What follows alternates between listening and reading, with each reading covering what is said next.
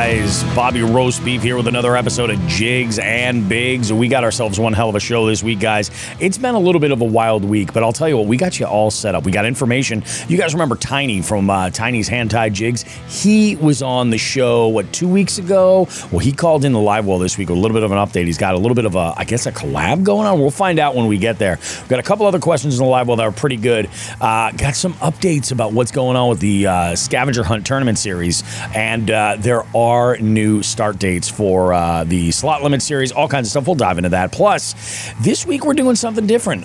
We took a look at some of the most popular questions that anglers have been asking regarding fishing this time of year. And in Just the Tip this week, I'm going to break down all 10 of them, and we're going to go through and talk about them and answer some of those questions to the best that we can. Guys, go ahead, grab yourself something wonderful and delicious to enjoy, because we got one hell of a show lined up for you. More Jigs and Bigs goodness is coming up right after this.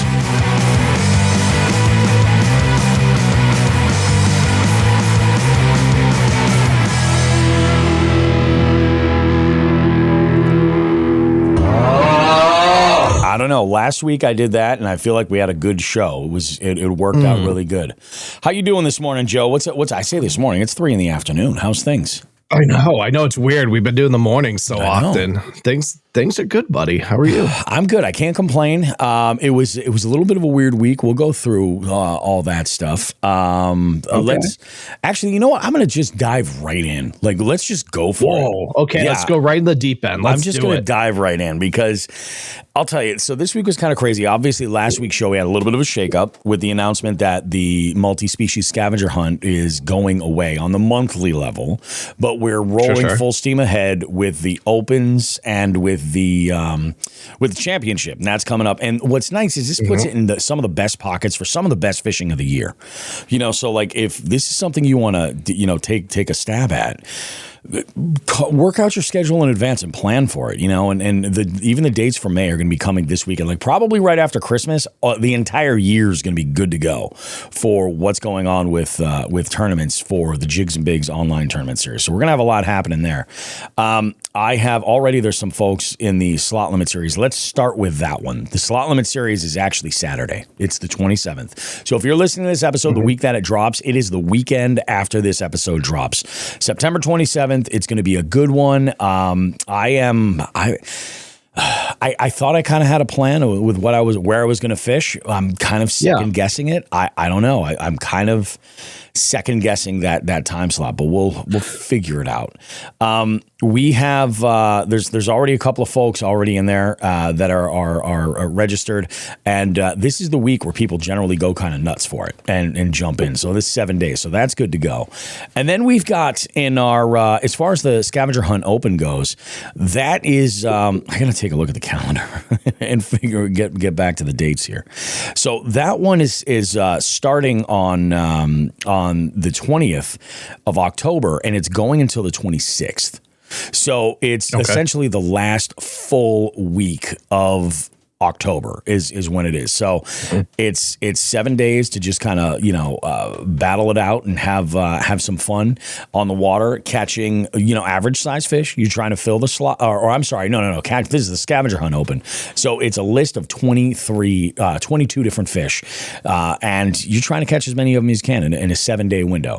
Now I'm going to say this: that is challenging. I wasn't sure if I was going to do it. I registered for it already. And it's because I want to break that third place spot. That's my goal. I got third place last time.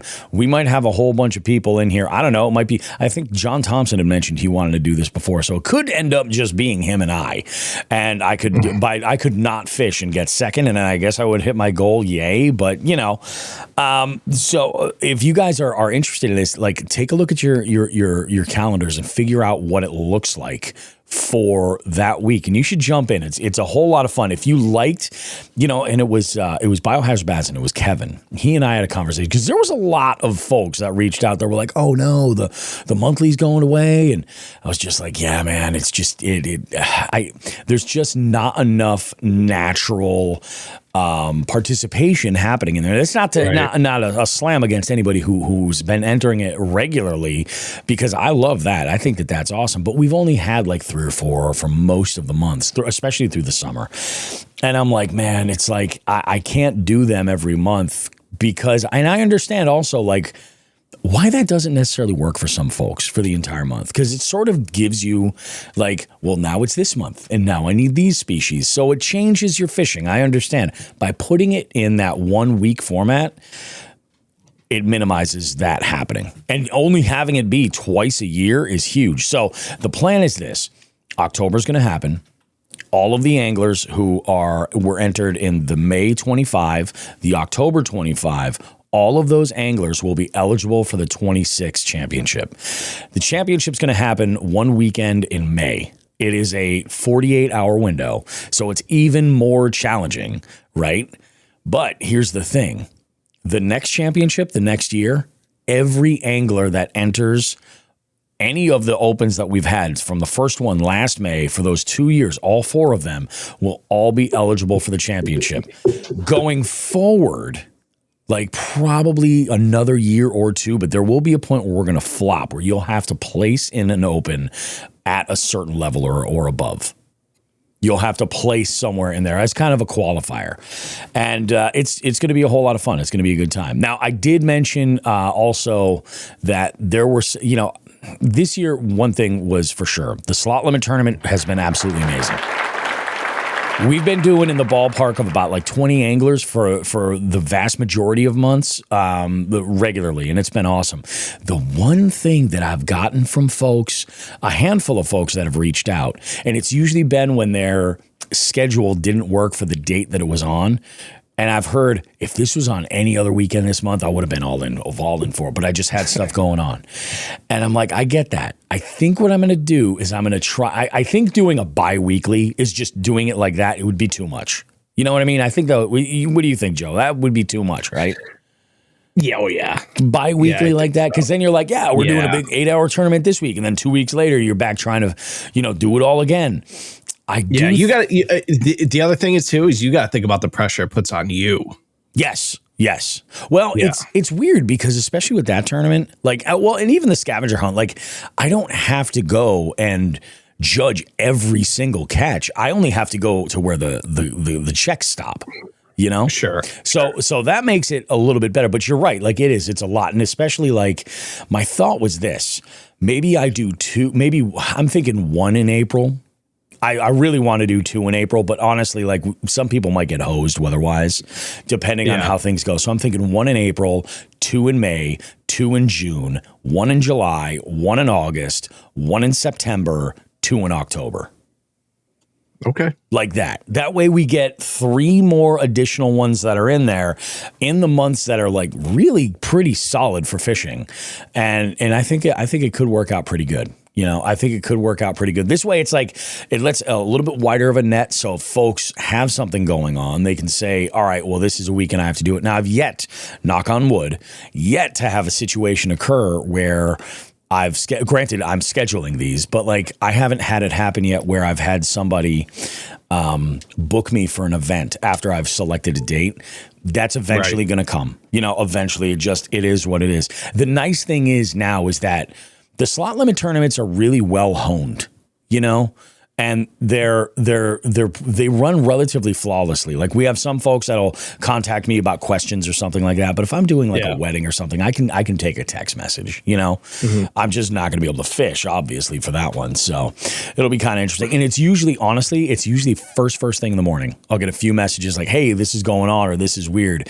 So by the time I'm doing my event at 3 or 4 in the afternoon, most everything is gone by. And it makes things pretty simple. But so that's been a big one. I got those dates all set up. That's good to go. Finally, realized this week I didn't pay out the winners for the last slot limit tournament. So they're all set. They're all taken care of. It was good to talk to Jerry House too.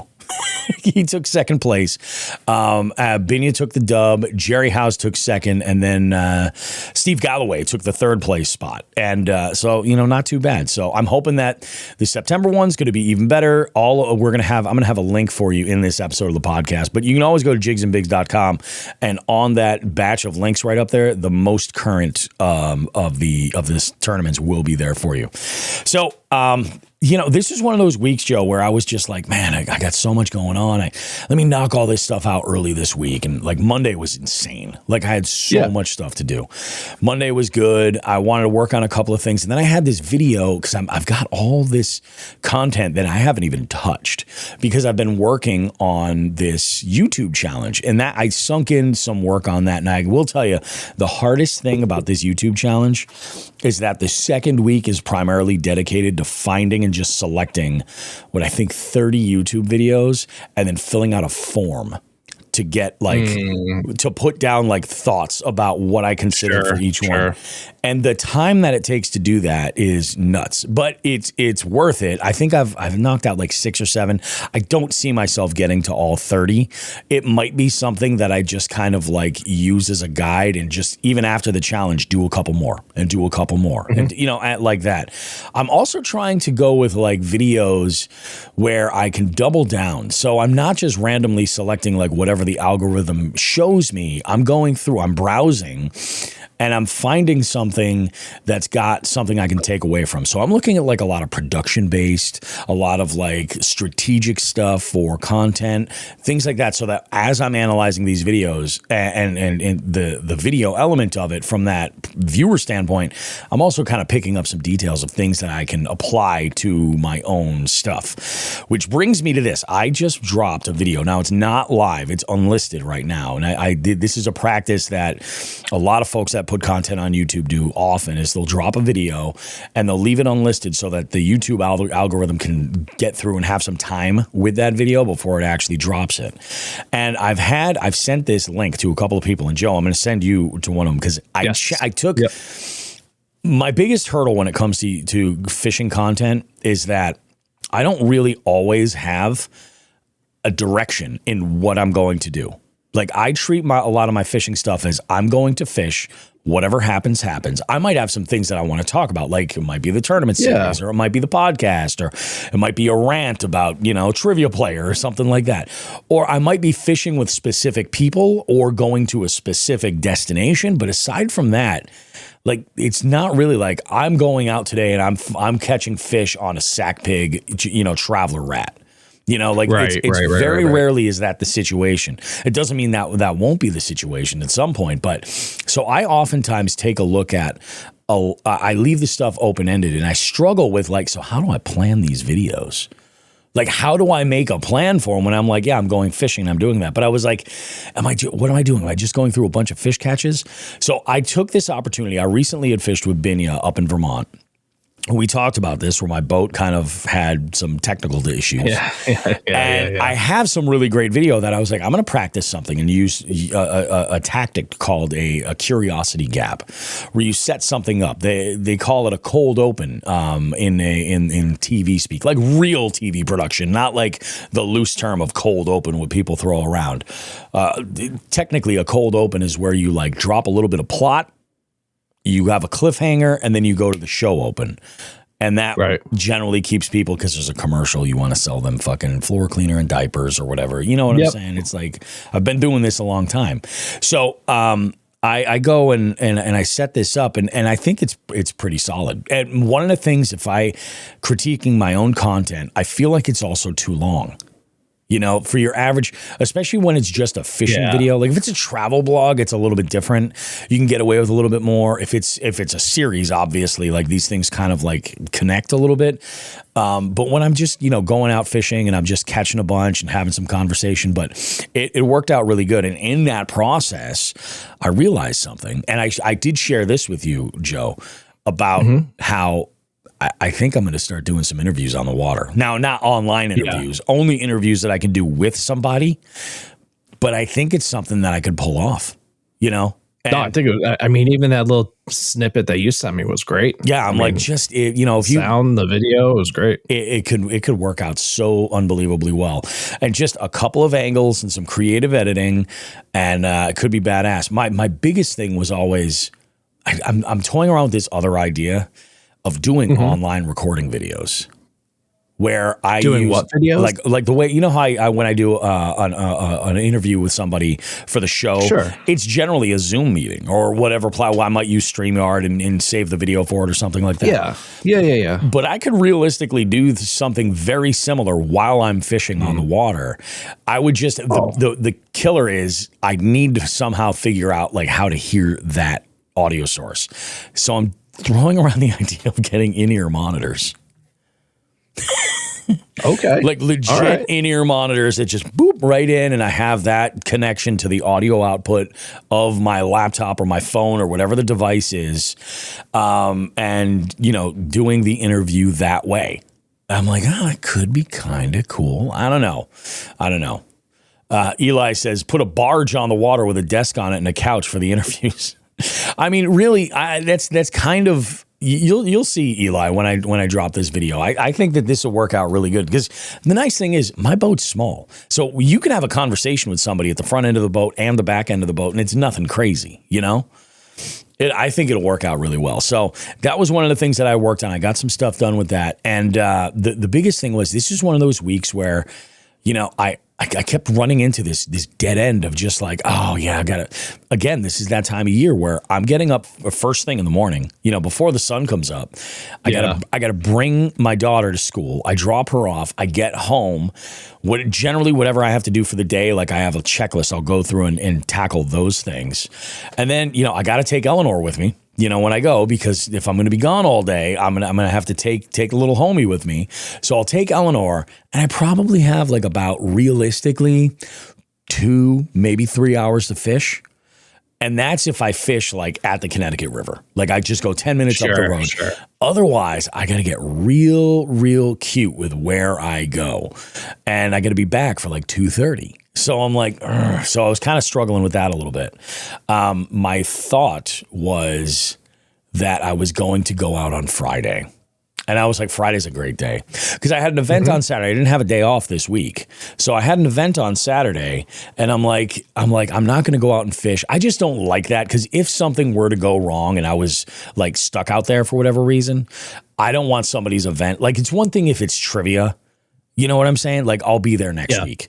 But if it's like somebody's like anniversary or birthday or something and they want me to host a game show there, like this was a Jack and Jill this last week. Yeah, yesterday as we're recording it. And it was awesome, by the way. I'll get there in a second.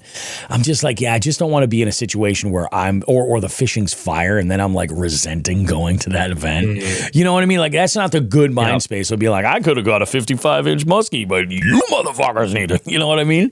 I don't want to be that guy. But I will if need be. So I'm like, I'm going to go on Friday. Friday's the day, I am about to tell you the dumbest thing you've ever heard, Joseph. The dumbest thing you've ever heard. Listeners of Jigs and Bigs, prepare. Crack open a fresh one if you need to. I'm all set on Friday. I've been explaining to my wife as Friday got closer that Friday I was going fishing. I didn't have to actually pick up Ace until an hour later because she had like a chorus thing going on after school. So it bought me a little bit more time. I was like, yes, I'm going to take Eleanor. We're going to go out to this reservoir I wanted to hit. I have never fished this place with electronics before. I just want to dive in and see what this is all about and have a good time. She knew this was happening. As she's getting ready to leave for work, I am ready to go. Like the shorts are on, the Aftco hoodie is on, everything's ready. And I'm getting ready to walk out the door. And she's like, hey, do me a favor. Hang on. I have some protein shakes that are getting shipped here today. Can you make sure that they get inside? Ladies and gentlemen of Jigs and Bigs, when I heard this, I knew that my day of fishing was gone. I said, I'm going to look at it this way, all right? I'm going to put a marker on the clock of how late I can stay here. And if they show up by that time, I'll still go fishing. Of course they didn't show up at that time. That time was 9 a.m. I was like, because realistically, it takes me an hour to get to where I want to go. And I even was like, okay, well, we'll just go up the street. We'll go to Oxbow. We'll just do that. If we can get here in the next hour. They got there at 12:30.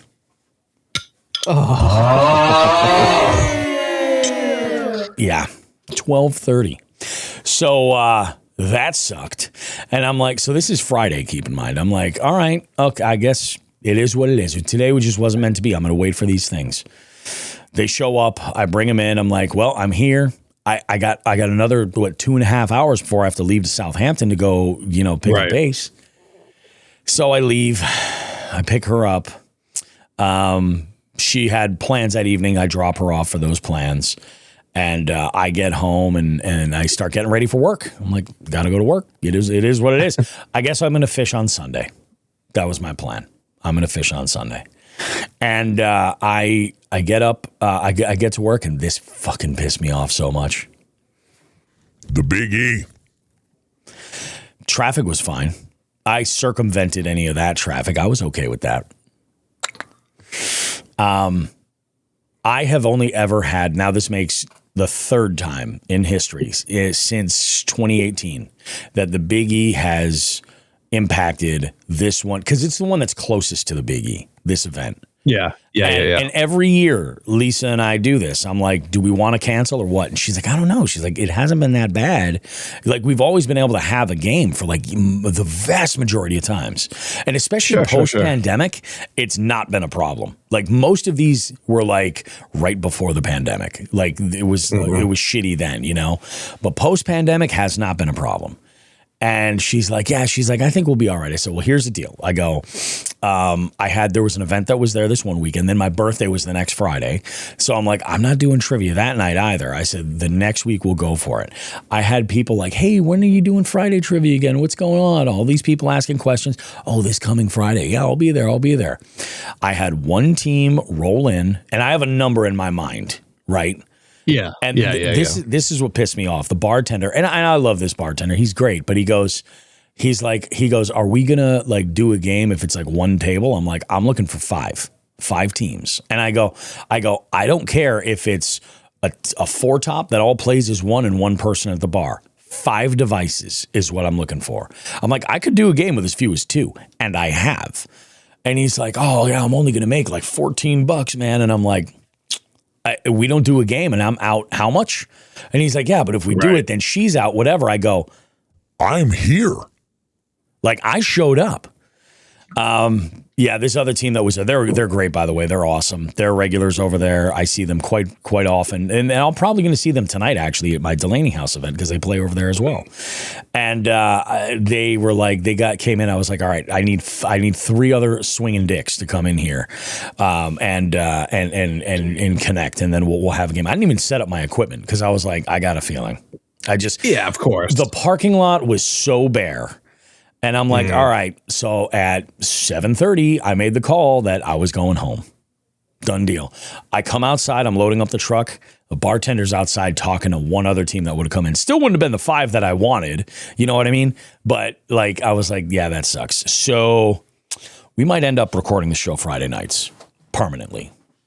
Unless I have another booking. That's on the table. Like, I'm highly considering it. I don't know when, but it's on the table. I'm like, I booked myself out 6 days a week for these events. Sure. Sure. And this is also the one that I charge the least for and have for quite a while. So it's going to impact me the smallest amount. Now, granted, Friday nights are also nights where like I have shit that I want to do. So I said before I left, I was like, I'm not going to be here next week, guys. I'm like, until the Big E's done, I'm like, I won't be back. And they're like, oh, you really? I'm like, yeah, I don't want to take this shot again. And they're like, oh, yeah, but you got a night out. I was like, a night out to do what? I could have been in my fucking boat right now. Yep. And that's why I was so pissed. Because I'm like, I would have been too. Yeah, 100%. I could have been already in the boat, 2 beers in, at Oxbow or something, just having a good time, doing my thing. And I'm like, so now this is what ultimately sucked. Again, Saturday I had to work, had this event to do, which was an awesome event. And it was right in the middle of the day, too. It was 1 to 6. you know, and it was an outdoor event. It was at a pavilion. So like, of course it's a daytime thing. So like I had my entire evening. It was actually great. I was actually able to get some shit done and hang out with my family. So I was not mad at that at all. And I also didn't have to be like up and out early. I was able to sleep in. So that was cool. There was no school or anything. It was great. I go out and I do this event, and this couple is awesome. Taylor and Alex, they're fantastic. They're getting married in December, and like they're still like winter wedding. Yeah, oh yeah. And actually, I've been booked for this one for a while. The Jack and Jill only those are getting popular, dude. Yeah, winter weddings around here are getting popular. They are. I mean, there's always been like a lot of people talk about like wedding season. There are weddings. There's slightly less in the what we'll call like the off months, but people have weddings all the time. Shit, my sister's first wedding was New Year's Eve. You know? Oh, no shit. What a pain in the ass that was. But I'm just saying, like, it was just crazy. You know what I mean? Like there are folks that have weddings like all over the place. And then what's funny is a lot of these people that book these weddings think like, oh, we'll have it off season. It's going to be free. No, it never is. Like, sure, it'll be easier to get the folks that you want because they're generally available. You know, so if there's a vendor you're looking for, like they're generally available. But like, we still got overhead and bills to pay and shit like that, man. Like, oh, of course, it's crazy. But not only that, like, I mean, look at this. I mean, how many? There's so many weddings that are based off of like country clubs, like golf clubs. Yep, for sure. And now so that's like the only income they would be getting if they're open. You know? Definitely. And you know what's crazy is the amount of shift that there's been from that like May, June wedding to now October is the power month. Everybody wants that fall foliage. Oh, that's true. Yeah, that's true. Especially for I would too. Yeah. I would too, for sure. Like if I had to do it all over. I got married in May and November, but we got married in April, end of April, near the 20th. And we're like, you know, what's your anniversary date, Bobby? 9/25 or 9/25, 4/25. All right, you got it. You redeemed yourself. You got it. Where was I? That I was fishing and it was my anniversary. And I caught a PB on my anniversary with Chris Tabari. Oh, hell yeah. That was great. I was like, holy shit. But like, yeah, it's just crazy. So like this couple, they're awesome. I know like the entire bridal party. They're absolutely amazing. We played a round of music trivia where I did inappropriate songs for a wedding. Fucking home run. It was so good. That's funny. Yeah, it was so good. It was their request. They were like, oh yeah, let's do this. It was like a done deal. Let's do it. It'll make it nice and easy. Very little general knowledge, just kind of pad things out a little bit. Had a little shake up at the end. It was really good. So I can't complain at all. So then what ends up happening is I leave, I come home. I had stuff I wanted to get, accomplished for the show, a couple like other work things just to get ahead and like plan some stuff out. And I'm thinking about it. I'm like, where am I going to fish this morning, Sunday morning? I'm like, where am I going to go? And I'm like, I was still on a fence because where I wanted to go was like an hour away in either direction. Yeah. I had multiple options. I was like, so it's an hour of driving and an hour back. That's got to be accounted for. I'm like, I'm not bringing Eleanor. It'll just be me. And then I got up this morning, dude, and it was fucking 46 degrees. Dude, it was so cold this morning. It was 46 degrees. I was out early this morning too. I'll tell you that story when it's my turn. But it was freezing. Eli says Fat Bottom Girls by Queen. No, that is highly appropriate for a wedding. 100%. I'm talking about songs like, what the hell's that singer's name? They Break Up in the End. To All the Girls I've Loved Before by Julio Iglesias and Willie Nelson. It Wasn't Me by Shaggy. Like those kinds of songs. Fat Bottom Girls is fine. I did put My Neck, My Back on there because Gold Digger. Gold Digger is a great one. That's inappropriate for a wedding.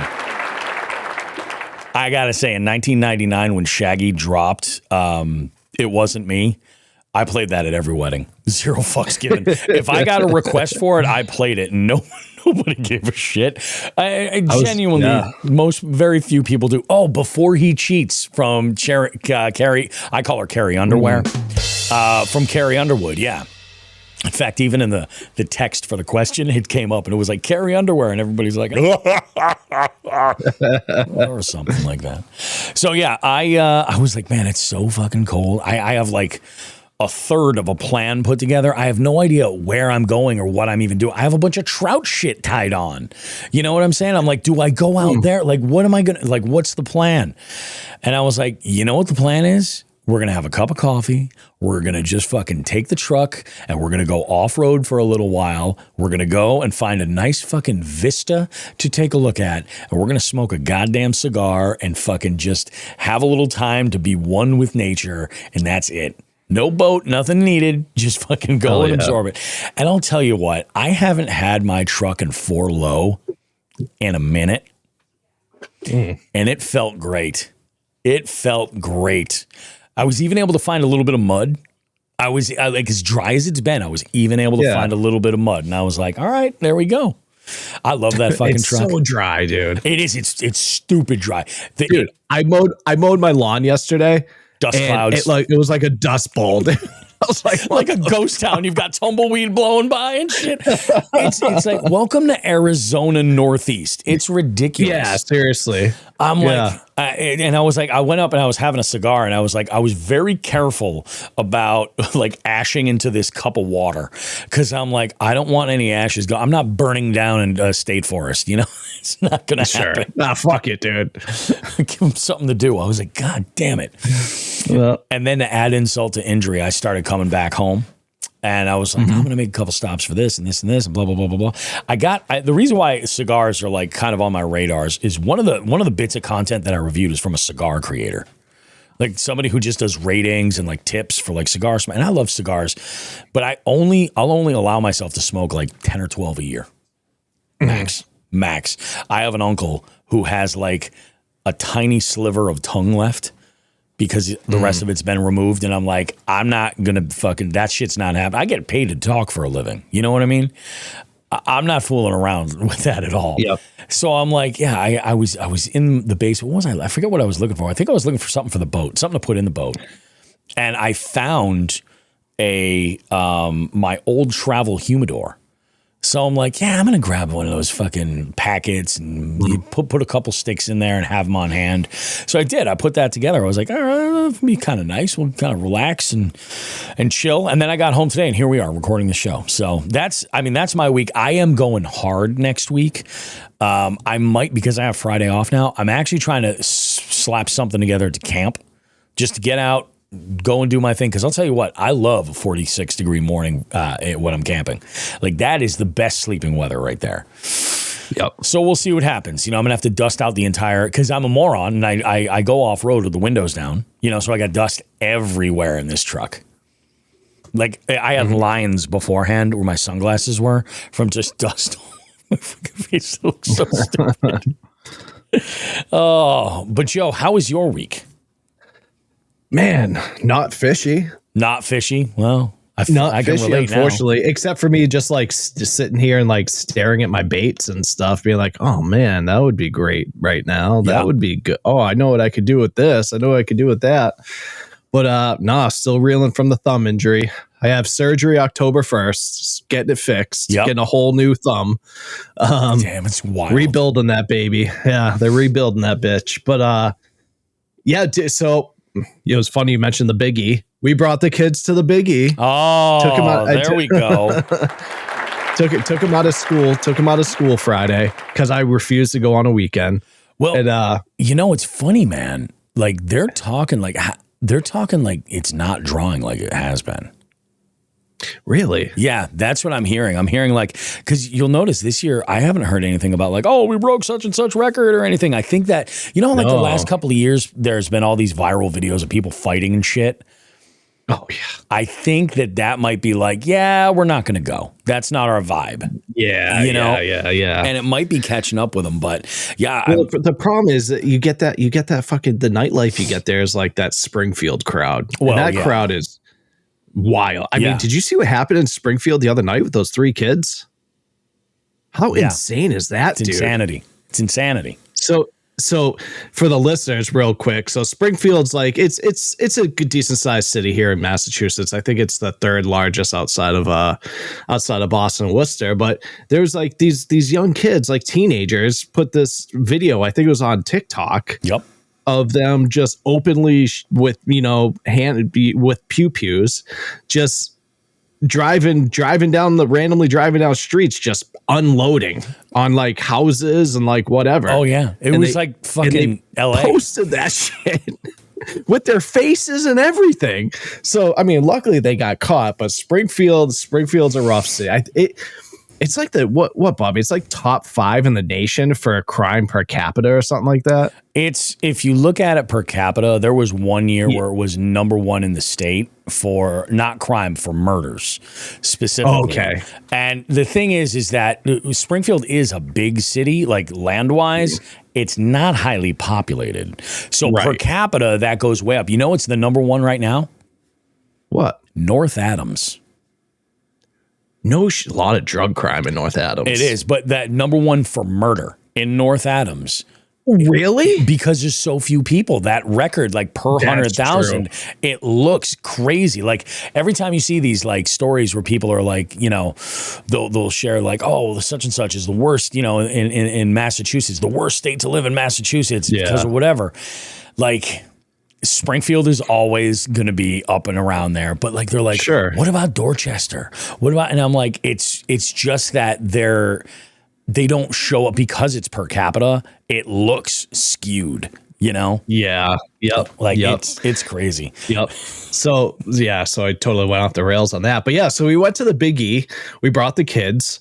Those of you that are parents here, especially that have like preteens, teens, and you know, post toddlers, it was immediately stressful as soon as we walked through the fucking gate because everyone wanted to do something different and you could make everyone happy. So someone was bitching and complaining right off the fucking bat. So right off the bat, I'm pissy. Yep. You're like, I'm at the Big E all we will pissy, go home, dude. now. Like, and Meg's immediately like, well, that didn't take long for you to get. I was like, I can't fucking help it. So that, and you know, we bought our tickets you know, beforehand. And those of you who listen, the Big E is like our big, like it's big. I guess we could Bobby, I guess we could even say it's like our state fair. It is. Yeah, that's exactly it.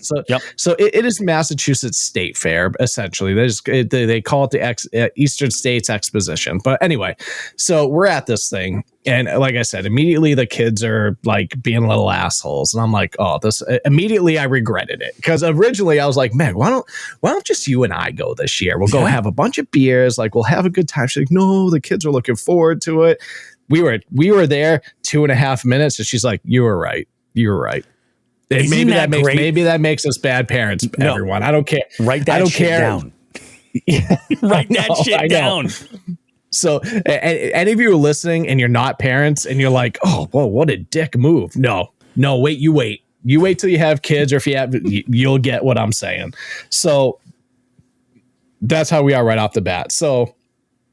We got the tickets beforehand, and Meg bought the bracelet for the kids to ride all the rides. That's cool, right? That's what I thought. Oh no! So they're like $40 a piece, so it's whatever. The twins all of a sudden are afraid of fucking every ride, dude. Oh, like I don't know, yeah, dude. They went on like 2 rides, and it was like the same ride over. It was like, but Emma's like crying because she's a little daredevil, dude. She like my 6-year-old. Yes. She's like crying because she can't get on all the ones she wants to get onto because she's a peanut, you know. She's short. Like she must have went on, you know, the UFO thing, the gravitron or whatever. She must have went on that thing like 10 times, dude. Really? How did she handle it? She's like, let's do it again. Let's send it back. Let's do it again. And like Nathan, my oldest, who's 17, he's awesome. He goes on anything, and he's a phenomenal big brother. You know, he's my stepson. He's a phenomenal big brother to Emma, and she's like, come on, Nathan, come on. And you could tell he's like green around the gills. Oh yeah, he's like, because Meg and I were like, we're not doing it. He's like, he was so green around the gills, dude. He's like, okay, let's do it again.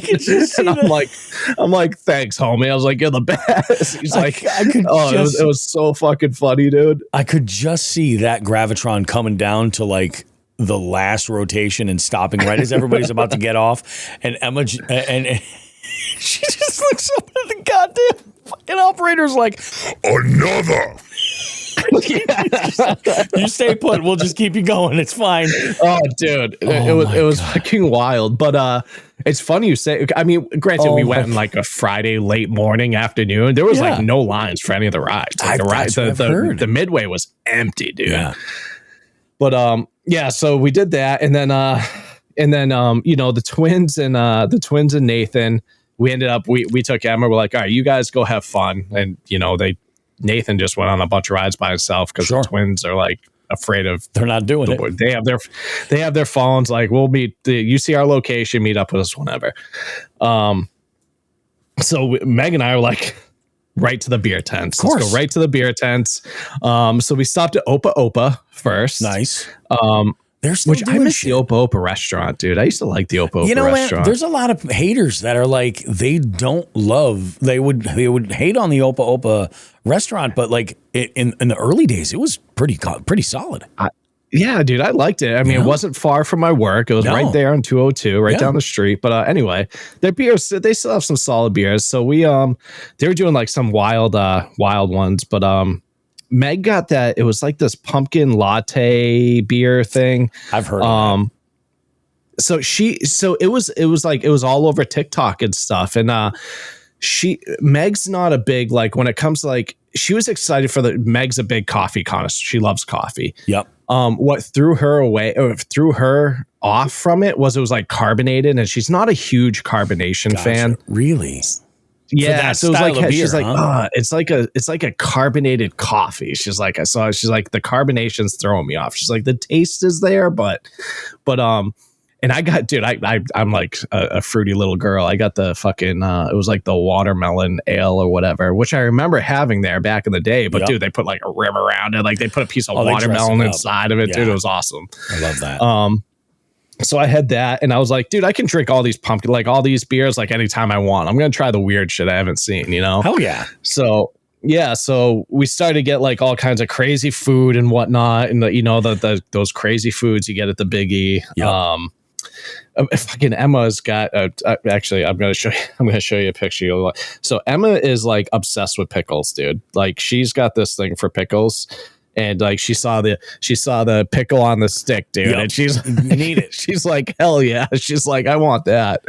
So we went through all the state houses for New England. We did that, and then I think it was Connecticut we went into, and they had a pickle sour beer. And all I could think of was you and I at the Big E show that year. Yeah. And like where we found that beer, we're like, this isn't bad, like it was not as good as the one you and I had. Yep. But it was still good. Like, dude, it was like they pour it and they put a full fucking pickle spear like right in the beer. And then like Emma's like, oh, can I have that pickle? I'm like, no. But we finished the Big E. We did that. I was, we all got smoked because it was a lot warmer Friday than I expected. It was kind of a warm day, but yeah. So we went to the Big E. That was like a big thing Friday, and then something wicked funny happened, Bobby. All right, you're gonna we've been talking about how we're looking at RVs or campers, right? Oh yeah. So we went to the third or fourth place, right? And this was one, they had a brand and one that we really, really liked, that we really wanted to get our eyes on. It was like the one we've liked the most so far. So we go there, and I'm not going to name the place, the people, nothing, and you'll understand why later. All right. Okay. So we go, and we absolutely love it. We're like, wow, I think this might be the one, but there's one on the lot. Like, we're not thinking about doing this till the spring, the earliest. So, and like, we want to, our plan was to like custom order one, get it exactly how we want it. You know what I mean? And, so we look, the guy's like, yeah, no problem. He's like, So there's like the big dealer show happening in like Indiana coming up. If you guys want to custom order one, like I, recommend you do it like sooner, like during that, because that's when they do like the biggest deals. We're like, okay, yeah, we'll like look at that series. Like, I'm going to send you I'll send you like the order form, like the customer order form, just so you can see the options, like, and like lay them out and do your research. I was like, perfect. Sure. It's like, no problem. So he sends them to me, and it's a bunch of PDFs. I'm like, oh, what the hell is all this? I was like, wow, the prices are so different. Like, what? I was like from this one to this one on this model. And I was like, oh, whatever. So we're looking at it. We're like, okay, we need this option, that we want this option, that option, whatever. Yeah. Didn't think anything of it. I get a call this morning. I was in the middle of doing something. And I didn't answer. It was from them. And I'm like, oh my God, they're calling. Like, if my first instinct is like, oh my God, they're calling me already. Like, I was just there yesterday afternoon. Like, give me some fucking time. Like, I was automatically annoyed. And they sent me a text. He's like, hey, can you call me like ASAP? Like, I just want to talk to you about something. And I'm like, oh, like, bro, like, come on. So I let it go. Called again. And I was like, I just let it go. No voicemail. Called me again this after, like just before we got on. And I'm like, oh my God, dude. I was like, okay, I'm going to answer it. I'm like, hello. Come to find out, no, he accidentally sent me the form for them to order, for the dealer to order from the manufacturer. So he's like, this dude, and he's a veteran as well. So he's like, dude, he was like panicking. He's like, dude, like me and my manager, we can get sued for this. He's like, I can lose my job. Like, if there's any way, can we just pretend like you never saw that? I'm like, and he goes, I promise you, like and it's like the man, like the top manager. They're like, we promise you that if, we forget that you forget that you saw that thing or whatever, we will give you the best deal anyone this country has ever gotten from ordering like this RV. And I was like, okay. We're like, okay, now you're talking my language. Exactly. So I was like, all right, let me continue to like look at the options and stuff, and we'll be in like, dude, they were like panicking. They were hell yeah, panicking. I don't understand why he wouldn't have either left that in the voicemail or the text. Like, instead of being so vague, like, hey, he probably didn't want to put it out in the open that was what happened. Maybe. Like, that I could be like, oh, I'm gonna save this fucking text or this voicemail, because he doesn't know me from a hole in the wall. You know what I mean? That's fair. That's fair. So, because those forms are confidential. I used to get, when I used to have them for the shop, it used to be the same way. Like, I couldn't show everybody, what I was paying for a product that I'm supposed to be selling at a certain MSRP. Oh, definitely. But the funny thing is, Bobby, I'm gonna keep that. Like, yeah, I'm gonna forget about it, but I'm gonna keep that number in mind. Yeah, of course. That ace up my sleeve. You know what I mean? But yeah, so that was kind of a funny thing that happened. And then last night, we've been doing we're kind of been doing like a big like early like fall cleanup, like really douching the house, like doing all that stuff. And I'm like, oh, let me go into the boiler room and let me like kind of look at that. I haven't been in there in a minute, dude.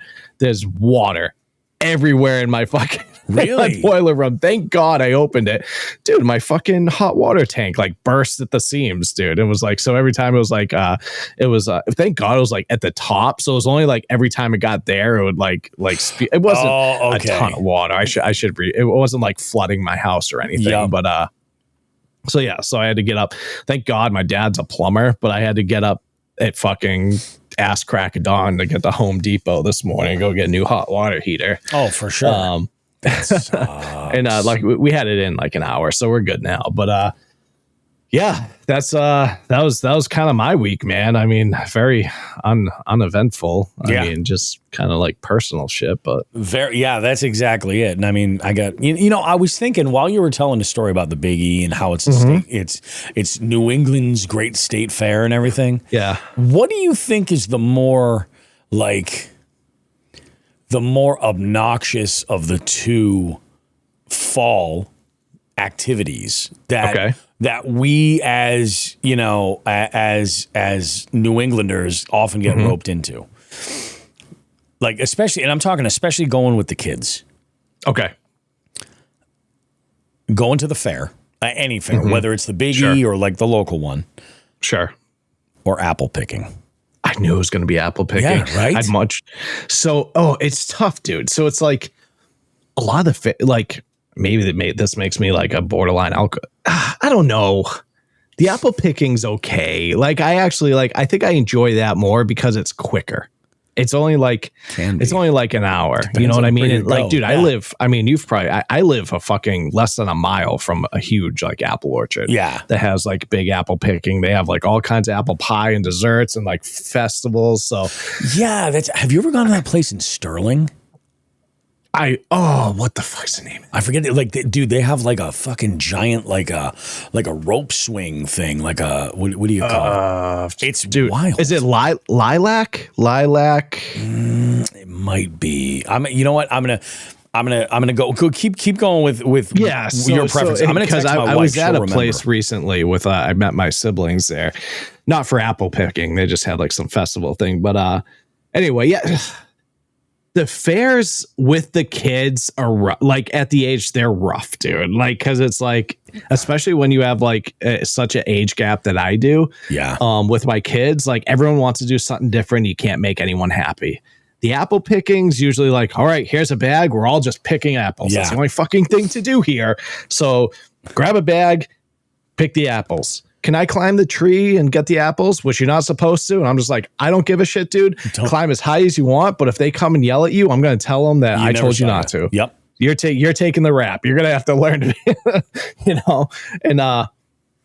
and that's actually something, dude, we haven't done that in a few years. Now that I think of it, because yeah, but I would choose apple picking over the fair with the children. If it was just the adults, I would choose to go to the fair, the Big E, because you can like drink your face off and there's all kinds of stuff. But like the local fair we have, to me, dude, it's they have a beer tent and they herd you like cattle. If you like leave that place, they're gonna like shoot you in the back and like put you in prison. So I don't even drink there, but.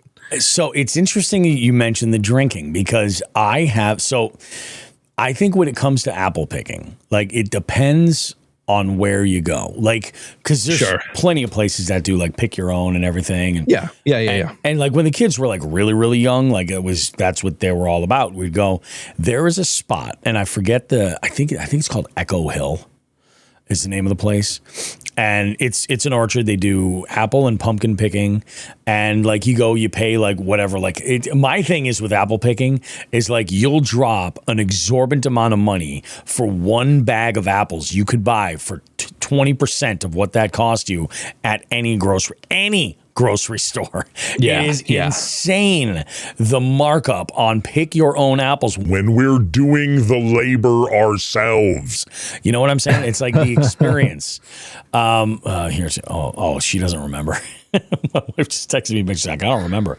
There is a place, this spot in Sterling, and then there's another place like this one, Echo Hill. They've got all the apple picking and everything else you want. But there's some of these places will have like a fucking petting zoo.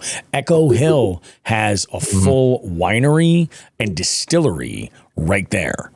And is that the one I went to? Like it is what there's food trucks set up. There's it is crazy. It's in Munson. Yeah. I can't recommend it enough. It's great. And they make some stuff that like my wife loves, and she's like, I have to get this grog, and I have to get this pumpkin flavored whatever, or this cranberry moonshine, or whatever it is that she likes, And I mean, like, and it's funny, like you would think for the amount of booze that we purchase when we go and do this, you would think we're absolute lushes. I guarantee you I could go up right now and pull out at least 6 unopened bottles of things that we've purchased over the years that have not been used. You know how many times they end up getting used as gifts and all kinds of shit? I'm like, this is just wild. So yeah, I think apple picking is a slippery one, but I'm just curious because like you're right, like the kids, they just want to go nuts. And then there's the other end of it with apple picking. There's some orchards where you go and they won't even let you pick them. Like they're like, oh we've got fresh apples, blah blah blah blah blah. Yeah, they are. They're in the cooler, and you just buy them and leave. I'm like, that's my kind of apple picking. I pick those. Okay, cool, and that's it. That's good about the one. I live right by Brookfield Orchards, and they're straight up just apples, dude. And a nice family owned orchard, great people. They have a ton of great they bake their own shit and stuff. But yeah, they let you. They have a pretty big. I used to hunt there, and I used to kill big ass deer. I bet. Right off that orchard. People to know, yeah. I used to. I mean, I don't really hunt as much anymore. Not really any. But I got permission to hunt there. You know, there's a handful of people. But anyway, yeah. So we walk up there. I mean, it's literally a half mile from my house. So we'll walk with the dogs and stuff, and then yeah, we have a good time. They do a lot of that, like the food truck stuff, like a couple weekends during the fall. Obviously, the fall is their big season. Like I'll notice the traffic by my house, like dramatically increases like around that time. But I believe it. Yeah, that's just like that New England thing, man. It's just true. But the big E, and you know it, especially if you're drinking, turns into the biggest fucking money grab, dude, because you want to buy everything. And they're willing to sell you everything from a hot tub to a fucking drug rug to. So it's funny, like Meg and I are walking. We're like, this is like half of a fucking hot tub expo. There's like 3 giant tents full of hot tubs, dude. Because they know drunk people, as it starts getting a little cooler, they're like, you know, it'd be really sweet if we got a hot tub in the backyard and we just had a bunch of people over. We made stock out of humans. What the fuck? It was so there was a spot. Luckily, it was like in a kind of a hidden corner at the Big E, and there was this dude carving wooden statues, and they're fucking amazing. Cool. Yeah. There was one. It was like this cool like Halloween pumpkin, scary like scarecrow, like completely just a wood carving out of a tree, essentially. Dude, the thing was like $4,500. Oh yeah, and there's a bunch. So. And Meg and I are sipping our first beer, and she looks at me. She's like, we can't come back here today. Like, if we're going to keep drinking, we can't come back here. I was like, no. I was like, no, this is like the only time we're coming to this part of the park. I was like, dude, I would have been walking down with this fucking 500-pound fucking wooden kid with a maxed out fucking credit card, dude. Driving back with a giant wooden carved scarecrow in the back of your truck down the pike as you're like, 70 miles an hour. It's like teetering. Oh, that like Meg and I drinking's how we ended up with 50 fucking birds in our yard. You know what I mean? Like chickens and shit. But yeah, dude, I bitch because the kids were like, the kids were kind of assholes at first, but you know what? When we were on the way home on the pike, they were like, "Oh, thank you for bringing us." That was like so fun. And I'm like, in my head, I'm like, "Oh, I'm glad you guys fucking had fun." I was like, you know what I mean? Like, I was like, because you guys are bitching the whole fucking time at first, but they get it out of their system, and then it's all good. Yeah, dude. And then they're fine. And like I said, it's nice having the twins. They're 11 now, dude. So they go with their older brother. Like we'll see at the end of the day. That's cool. And yep. And we finally got them phones, which they've been asking. Which we wanted to wait a little more, but so I have their location. I know where they're at. Yep. Like it's good to know. It's whatever. Did you get them to go down the slide? Oh, I didn't tell you about the slide, dude. I ate shit off the slide. You did this year? How did I miss the slide, dude? Oh, so so we go on the slide. I go on the slide with Emma. She's a daredevil. Yeah. Her and I go. God, so I tried, like, I keep forgetting that I'm fucking 40, dude. So everyone listening, so this is like one of those slides that you put like the fucking like hemp like rug down and slide down. Yep. Times like 1,000. It's way bigger than it and way faster than any ones you see at any standard fair. And it's got moguls. Yes. Yep. It's not straight, dude. You actually get off. You actually catch air on this thing. Like you might have back problems when you're done. Yes. And so I keep forgetting I'm 40 and I'm not as nimble as I used to be. And I got a fucking busted thumb, so I'm like in my like fucking brace and shit. Oh man. So dude, we're going down, and in my head, you know how like you kind of just like once you hit the end of the slide, they have that pad, you just kind of ride it out. Yeah. I was like, no, dude. I was like, as soon as I hit the ground, I'm gonna hop up on my feet. And like that's a bad idea. The moment I had way too much momentum, dude. I hit it, dude. I hop up on my feet, and the momentum was just still going, dude. Where I just like rolled, dude. One of my shoes flies off about 20 feet into the air. Did you have have that moment where you're like, I got this, and you're like, fuck, I don't got this. So when my feet first hit the ground, dude, I was like, I got this. And then it was just like, I just kept going, but I was going way faster than I anticipated. Dude, it was to the point where like the attendant at the bottom was like, oh my God, sir, are you okay? Dude, I didn't even know. I like lost my shoe. I didn't even know where my shoe was. Emma's laughing, and I'm like, she's like, "You okay?" I was like, "Oh my God." Meg's just shaking her fucking head. It was like, oh. And then some guys like, yeah.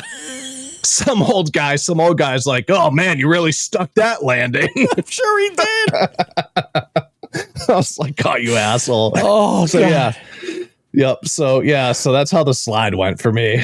It's a fucking thing of beauty. God, I can't even fucking imagine. Jesus. Well, I mean, I'll tell you what, that was one hell of a conversation for neither one of us fishing at all this week. Yeah, dude. That's what I'm saying.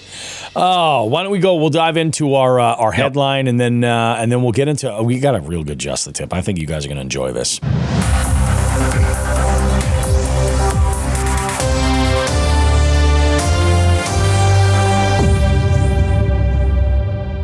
Well, Bobby, if you plan on going and fishing in Wisconsin, you got to be a little careful because there's shit in the stream.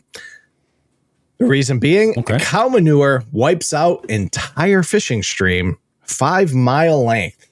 And we're going to talk about it. So anglers in Taylor County, Wisconsin might want to think twice before they wet a line. A disastrous manure spill followed a popular stream and killed countless fish along a 5-mile stretch. The Wisconsin Department of Natural Resources confirmed this week that the Trappers Creek, a tributary of the Black River, suffered significant ecological damage after County Line Dairy, LLC, located on the Taylor-Clark County line, failed to report a manure release that occurred on September 2nd. The spill was not discovered by the farm, but rather by routine water monitoring conducted by Taylor County's Land Conservation Department on September 5th, a full 3 days after the manure began gushing into the environment.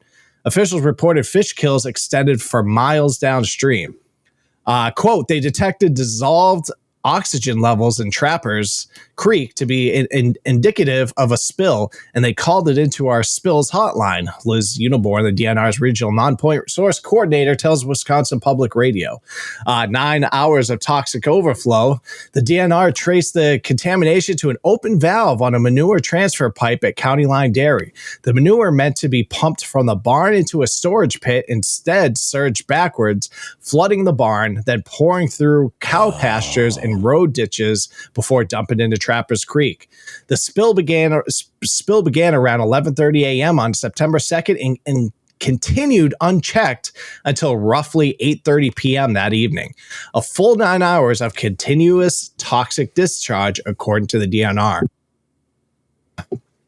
Officials are still trying to determine whether the release was caused by an equipment failure or operator error, though they have classified it as an accidental spill at this time. The manure they were working to pump into secondary storage overflowed, flooded the barn, left the barn, flowed through the production site, through the cow pasture, and into a road ditch, and then flowed into the creek, Wisconsin Public Radio stated. The exact volume of manure released and the number of fish killed remain unknown, but the scope of the damage is unmistakable. Dead fish were found all the way to confluence of Trappers Creek and the Black River, indicating the spill's far-reaching impact. Despite the carnage, the farm's owners declined to comment whether when contacted by the media on Tuesday. County Line Dairy, which operates just under the regulatory threshold for a concentrated animal feeding operation with 988 animal units, is subject to Wisconsin spill law. The law mandates immediate reporting of any hazardous release, a requirement the farm clearly failed to meet, and violations can incur fines up to $5,000 per day. That's nuts. That's nuts. That's shitty. I was hoping the unfortunate thing about this I was trying to find is they didn't kind of give like the species of the fish that were affected, but yeah, who knows? That's shitty. That's wicked shitty. I think that, and I mean, that's the thing. It had to go through the pasture. Like, it's so hard to picture how much literally shit that is. Yeah, yeah, sure, sure, It's got to go all the way through, and it's that's it wasn't like it was just like some fucking pipe they had flowing right to the creek. That's like, the whole thing. I'm like. Like that's what they do along the Connecticut River, It's that's just exactly like, why don't they come? Why wasn't these fucking people come look at the Connecticut River for fucking a year? Like, and we thought Trappers Creek was shitty. Jeez, yeah, this is ridiculous. Yeah, that's it's great. It's ironic too because Wisconsin's one of those places that I am looking to fish because there is it's a very fishy state. There's a lot going on. Oh, it sure is. Bubba and Junior's outhouse, John says. Oh man, we didn't hear from them this week. Interesting. We didn't hear from them. And I was actually kind of like sitting on my heels, waiting to see if we were gonna have something. I know. We'll see what happens. I mean, I'm a little curious. I really am. And we've had a couple other folks reach out and give their opinions on what they think if it's real or not. Zach was like, this totally just two people. Actually, somebody gave me a really good example of what they think is going on. Like there's just a couple of folks that were probably like drinking at like a tournament event or something. We're like, we're going to fuck with the Jigs and Bigs hotline. They had to have been, dude. I don't know. We'll see. I still think I'm going to be hitting up a Pay Lake at some point to at least document this insanity and see if it's actually, if our gross stereotypes are accurate or if we're really exaggerating. But we're going to take a short break, guys. We're going to come back around, and in our Just the Tip segment, we got a good one. We're going over the top 10 questions that anglers are typically asking this time of year. We're going to answer and give our feedback on all that stuff. You guys are not going to want to go too far. We got much more good stuff coming up on Jigs and Bigs right after this. And perhaps play a little game called Just the Tip. Just for a second, just to see how it feels. Or, ouch, ouch, you're on my hair. Okay.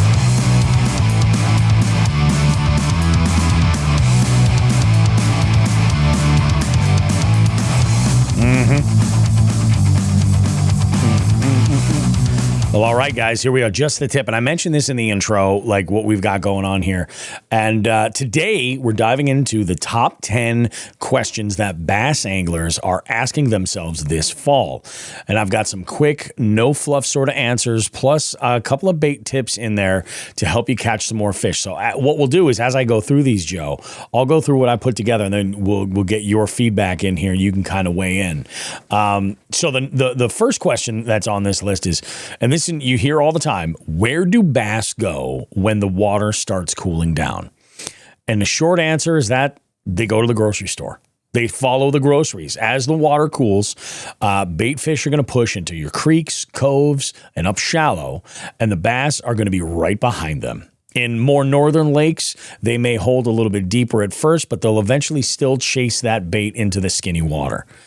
And as far as like, bait picks that work really well, like you run a crankbait or like a small size, like a soft plastic swim bait, like a 3.5 or a 4-inch swim bait on a jig head, just to kind of cover water and locate schools that way. That's a great way to get started. Joe, what do you think about that? No, I like it. This fall time, that's where, like you said, they're following the fish, they're following the bait, and it is everywhere. It's you're going to find fish shallow. You're going to find fish deep. You're going to find fish in between. You're going to find them in the creek channels. You're going to find them unstructured, deep. You're going to find them in random spots that you might just stumble upon with your electronics in the middle of the lake, in the middle of nowhere. Sometimes this is how it is. Yeah, they're following the bait, man. That's it. Next question is, how do I know when the shad migration is happening? Now, this is a tough one for us to kind of answer. Yeah. Because we don't really have shad the way that some other areas do. But I did some looking around, and one of the common things that came up was to look for like surface flickering. Like when you're like, when folks will say like, oh, look, there's bait busting over here. And I suppose it doesn't have to be shad that you're looking at that's doing that, because we do see that up here as well. Yeah. But when you see those surface flickers, or even better, that you can see a little bit more from a distance, is birds are diving and hitting that stuff. That's a good indication that you've got bait nearby and you can follow that. So those bait dimples that are in the backs of creeks, follow that stuff. And further down south, this is going to start earlier in the year. You know, you might see it in like August or something like that, where up north you're into like September and into October where you're going to be more into like prime time. And like, I think one of the most overlooked baits for this is a fluke. Like a weightless fluke. You can move it quick over the top, you know, in that top end of the water column, or you can just flip it in here and let it die. And if sometimes that'll get bit too. So it's nice because it's versatile. Also, like a popper is great for that too, you know, because I was just gonna say it. That's what I was gonna say. Yeah.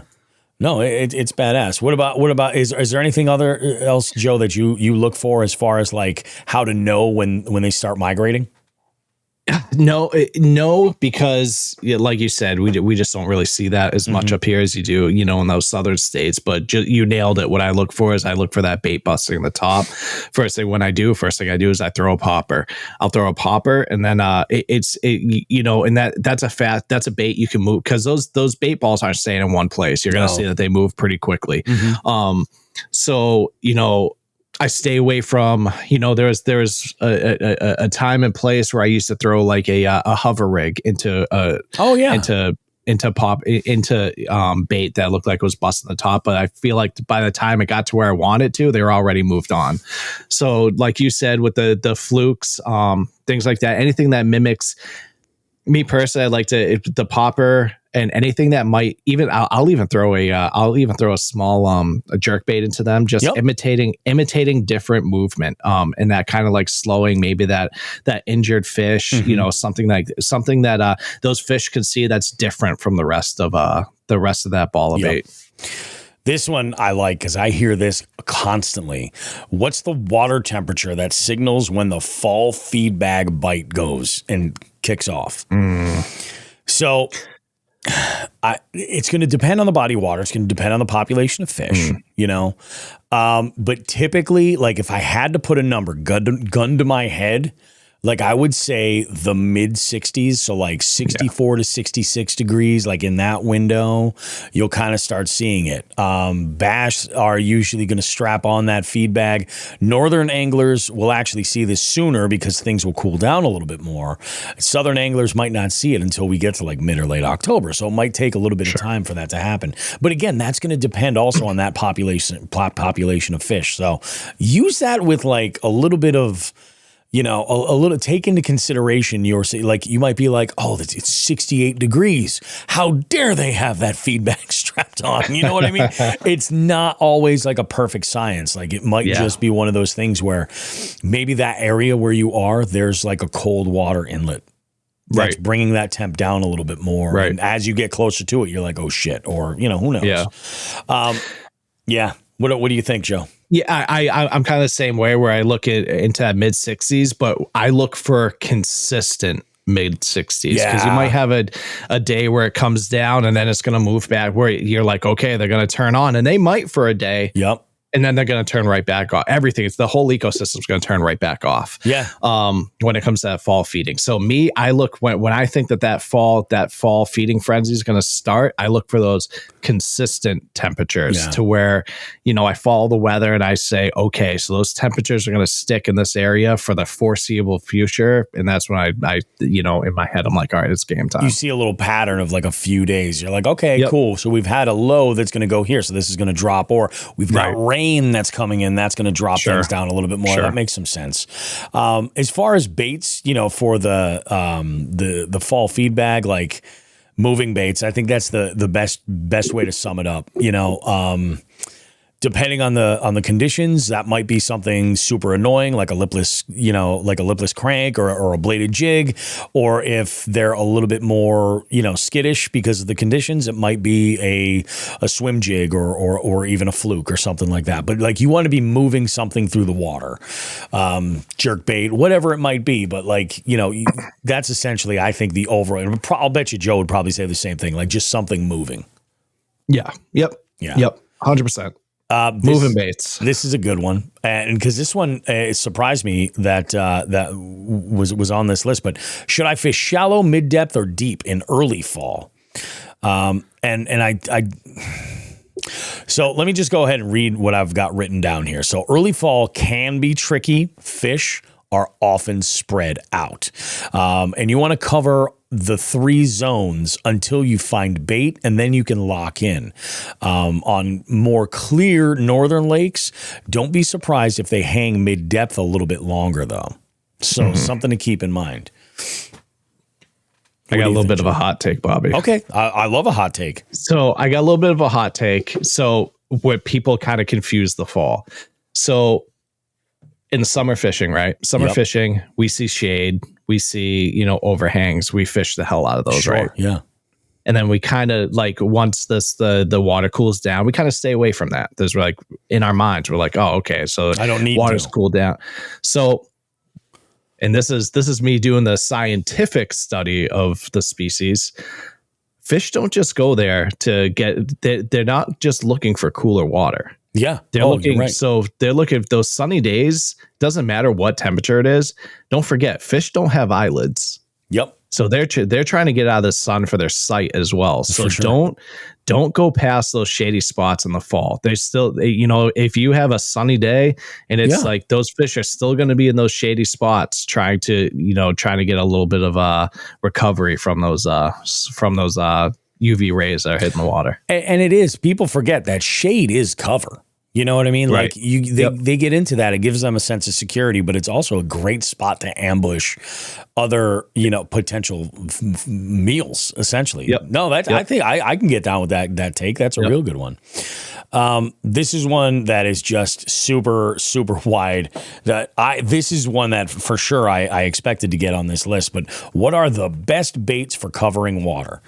And really, it all gets down to where you fish, and the conditions. And really, I think what we're talking about is moving baits, because the prime time for spinner baits, square bills, chatterbaits, lipless cranks, et cetera, is right in that in when you're looking to cover water, all that stuff. But it goes even further than that. If you're in a state where you can, use an A-rig, as that water gets cooler, that's a great moving presentation that's going to call fish. Throw your bigger swim baits, to call fish from further areas. I think that more importantly than what bait to throw is what cadence, what moving bait do I need to throw, and make that decision based on the conditions. Obviously, if you're fishing like something like grass or something, you've got some stuff to work through. Like a swim jig might be the move, to get and do it, or even a frog until like you get like some real cold weather, or like that first frost starts to come in. But I think overall, it's like moving, whatever it might be. What do you think, Joe? I 100%. Like, so when it comes to covering water, like you said, the crankbaits, that's probably my number one. Crankbaits, blade baits, and swim jigs. So I'm going to go to if there's a lot of vegetation, that's when I'm going to go to my swim jigs and my blade baits, or bladed jigs. I'm sorry. If it's a little bit more open water, less vegetation, maybe a little bit more rocky, that's when I'm going to run over to the crankbaits. Yep. Or even swim baits. Yeah. Or like hard swim baits. Oh yeah. Yep. No, that makes sense. Next question is, how do cold fronts affect the fall bite? Cold fronts, just like really most through the year, it's going to slow things down. Fish are going to be tucked a little bit tighter to cover, or they're going to slide a little bit deeper than maybe you caught them beforehand. So here's a good move to go finesse Ned rigs and shaky heads, or you could slow roll a spinnerbait right through some cover. Smallmouth up north tend to keep chewing a little bit longer than largemouth. But this is where those finesse tactics and those more subtle applications are going to come into play. Don't be afraid to, throw something on the bottom if they're locked down and they're not chasing a damn thing. Might be a good opportunity to throw that football jig around some rocks. Yep.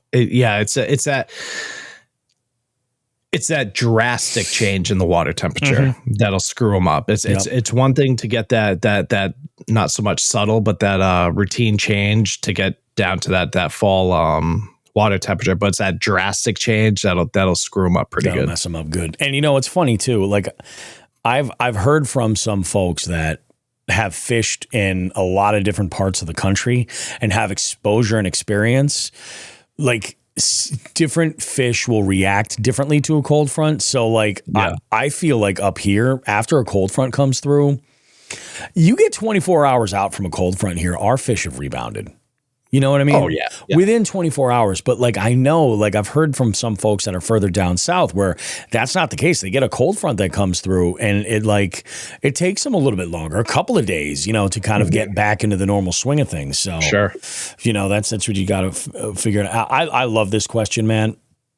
When do I switch from power fishing to finesse? As soon as you stop getting the reaction bites. Yeah. Right. And I'm going to put a caveat here in a moment. Even though you're still seeing bait around, usually after a couple of strong cold fronts or once water temps hit the low 50s, that's when things will be good. But I do want to say, like, don't put those moving presentations away because sometimes it'll tell you where the fish are. Covering water is a really useful tool. And if you're throwing around, you were getting bit before on a swim bait, on a jig head or something like that, or you were getting bit on a bladed jig, and then it kind of shuts off. Well, just apply that. If you're like, I'm not finding any more fish here, they're not biting, I'm going to go and find a new spot. Like, this is a good way. And I'm saying this from the perspective of somebody who only has electronics on his boat within the last couple of weeks. So like what I would do is go out and I would throw that swim bait again, or I would throw that spinner bait or whatever it was. And I would just wait for either a tap or even better, it would be a follow. If I got a follow and I could see what it was, then I'm like, okay, here's where I made that cast. I'm going to slow things down and put something up. It's basically like throwing your follow-up bait. It's typically, like a good bait to use there would be like a drop shot, something like that, because it will keep that right there. I just watched a great drop shot video about some tips. I think it was tips from Aaron Martinson, actually. Okay. And it was just different rigging of your plastic on the hook to get it to react or do certain things in the water better, change the fall rate and things like that. I was like, oh, it's pretty cool. I was using 2 out of 3 of those tactics. The third one, not so much, but I'm glad I know it. You'll be doing a lot of that up if you go to that trip up north we're talking about. Oh yeah, that is happening, dude. It's what is it? Columbus weekend. Oh yeah, that's pretty much all you'll be doing, to be honest. Yeah, I'm all right with that. That is fine. Get some heavy weights, dude. Like how heavy? Like 3/8 or half ounce? 3/8 to halves. Yeah, all right. It's just gonna. So you're not only. I mean, you're gonna be going deep. I mean, you're gonna be going 30 to 60 feet. Yeah. So that it's just like the timing, but it's to lock it in. You'll see when you get there. It's a high current, so you got to stick those baits in place. Otherwise, the current will just take them. Drag them. Gotcha. Okay, that makes sense. Like a half ounce will probably work. Yep. I do have another tactic that's a bottom tactic, using swing head jigs, like big heavy, like 3/4 ounce. Out 1 ounce ones. And I've caught some nice smallmouth fish in that style, but not that deep. That's fucking deep. That's way deep. Like I think try a blade bait, dude. That's one thing I keep saying I'm going to try up there, and I haven't. I have a bunch. Yeah, I have a bunch of half ounce blades. And all right. Just fucking drop them down and rip them. Let them drop, rip them. Hell yeah. Yeah. Oh, there is a spot where there's a very particular pattern on this body of water that Topless Timmy Jakes and I have fished before. And he calls it the pile of shit pattern. And I don't know what the magic trick is. I don't know what he's doing that I'm not doing, but he's throwing blade baits specifically. Yeah. Like you're losing them, but man, you will pull fish off of this thing like crazy. And I don't know. All right. That's good to know. I'll keep that in mind. This is one that I think is, everybody asks this question every single year. Do bass still eat top water late into the fall? And I think like the short answer is absolutely. Right? Until the water gets like really cold. Like we're talking low 50s here. And southern anglers are going to see blow-ups into as far as November. But up north, mid-October is where things can usually be the last call for your topwater action. But I do want to say, you gotta consider the depth that you're fishing. Because if you're throwing a topwater lure on 3 feet of water, 2 feet of water, and they're blowing up, it's not because they're hitting topwater. Like that's such a small column. You know what I mean? Mm-hmm. What do you think about this, Joe? Because you're more of a topwater fan than even I am. Yeah. So me is that's a great question. So I'll be 100% honest. Very little do I throw it late fall. Mm-hmm. Just because I have so many other tactics I use that work better for me. When I will what I will throw and when I will throw it, like we talked about a few questions ago, is the poppers. If I see bait popping, that's when I will do it. But primarily, I kind of, unless I know that there's fish sitting up shallow, I'll be honest, I kind of stay away from it unless I know fish are shallow, like super shallow in a spot for some reason. Is it like if they're chasing bait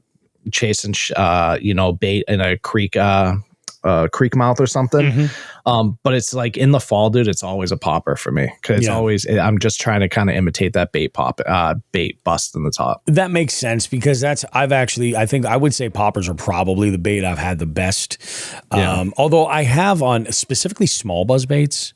Mm-hmm. Like I've done pretty good with finding fish. And I think maybe it's just a little bit of that because also like a small buzz bait, you can generally run a little bit slower. That's what I was just going to say. The buzz baits, in the fall, they might be a little too quick. Yeah, that's the thing. Like the smaller ones, I think work out pretty good because, you can run them a little bit slower. Yeah. They're easier to keep up on the surface and they'll get smoked too. A spook is kind of cool too because you can control the way that walks.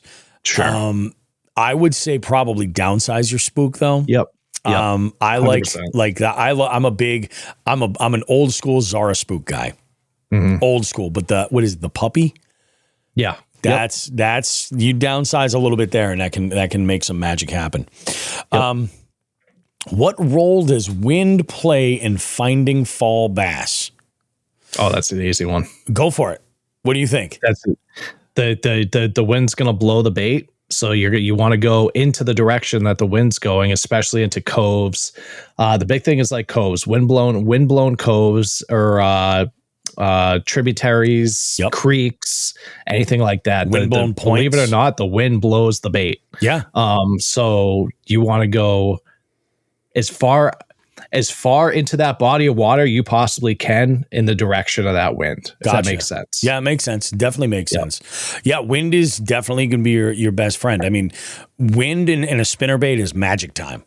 You know, it is. I like to run a 1/2 ounce spinnerbait a little bit deeper. And I'll tell you, like the one that I'm really feeling lately is that minigun because it checks a lot of the boxes. Dude. Yeah, it's a little bit more compact. Like it's not crazy with the blade, but it's a little bit more solid. It's a nice way to go. But I like it because I can throw it, run it really deep, and get just smoked. Absolutely just gets smoked. Yep. And I mean, you find those wind blown banks and points and stuff, like it's going to do really good. I did find somewhere, and I put this in here, that it was like the only possible exception would be in like super duper clear and cold water where too much wind can actually scatter fish. Sure. Sure. But I think that's a very, very small slice of a situation. Yeah. And then the next one that we've got, and this question is, how do I locate the thermocline, and doesn't even matter in the fall? So I came up with this sort of summary about this whole thing. In early fall, it can still matter. Bass are generally, if they're going to hold near it, they're going to just hold right up above it. But as the lake starts to turn over, the thermocline breaks down and fish are going to spread out. In smaller ponds, you might not even have a thermocline to begin with. So keep that in mind. As far as your baits for, as far as dealing with, turnover and everything, before turnover, fish a deep diving crank or a slow rolled swim bait right above the thermocline. Like if you can see it on your electronics and have an idea, just in your mind, figure out where that bait is. And then just kind of like, you want to just kind of like, this is a good idea to like pendulum, like a swim bait, like right over, something like that. Keep that slack up.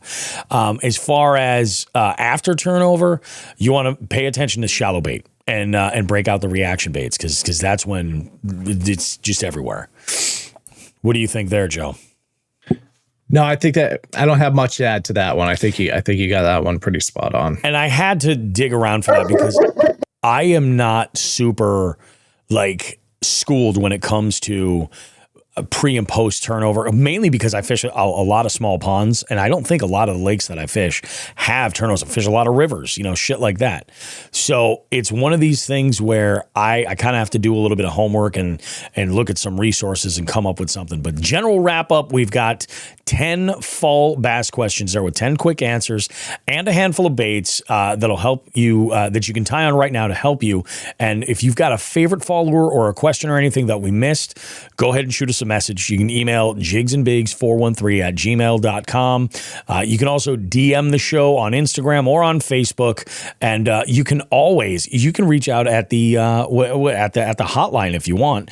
You can call or text us at the hotline, and the number there is 413-324-8519, and that you leave a message for the live well and everything. So I think that's pretty solid. I think we did okay with that. That was good. Now, you guys have been on your best behavior as far as like the FTGs and all that stuff, but we do have some stuff in the live well. We're going to take a short break. We're going to come back. We got 3 questions to go through, 3 calls to get to. We'll be back. Don't go too far.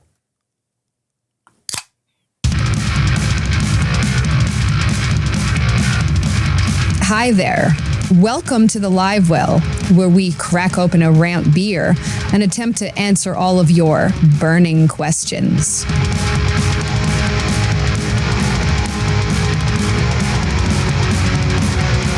Yeah, it is. I'll tell you what. It is the season where my ramp beer is going to be like an Imperial IPA or a like a barley wine, and that's all Adam's fault getting me into that whole world of flavor. So let's actually, before we jump in here, I do want to go over. There's a couple of comments that came in from our jig heads. John Hagan specifically made a good point in here. He was like, shad won't always skip and break water, but when they school up at the top, the bait balls are very noticeable. So like, you keep that in mind. You might not necessarily see like actual activity like busting over the surface, but if you're able to spot that the movement there, like that's sometimes all you have to know. And then of course with a popper, it gives you a slower retrieve. Those long pauses give fish more time. So I actually reading that, there's another presentation too. Don't write out a floating jerkbait. Yeah. Because it's a little bit more subtle than a popper because there's no splash or anything like that. But you get this dart down and then it floats up. And then a dart down, it's like a sawtooth pattern. And it's a slower way to cover water, but you can be covering water with it. And if you see that bait at the surface, like especially if you get like a floater that's like a downsize. I'm just saying. I'm just saying. So a couple episodes ago, we had a guy on the show, Tiny, who is the proprietor of Tiny's hand-tied jigs. And I recently had a small cache of these delivered to me, and I have been toying around with them, and I've been liking them quite a bit. But Tiny said that he had a little bit of an announcement he wanted to make on the show, so we'll go ahead. We'll start out with his message first. Hey, Rob, this is Tiny from episode 287. I hope you're having a good time with those baits I sent you.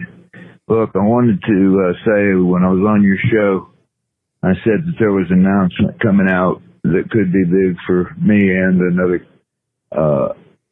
dealer in the industry. Cyclops Jigs has taken over the industry with jig heads over the last few years.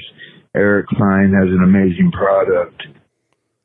Fishermen say that they're getting double the strikes out of his jig heads that they get out of a standard jig head. Well, I've got with Eric, and I'm waiting on the first shipment right now, but I've got his jig heads coming in. They're going to be on my workstation by the end of the week.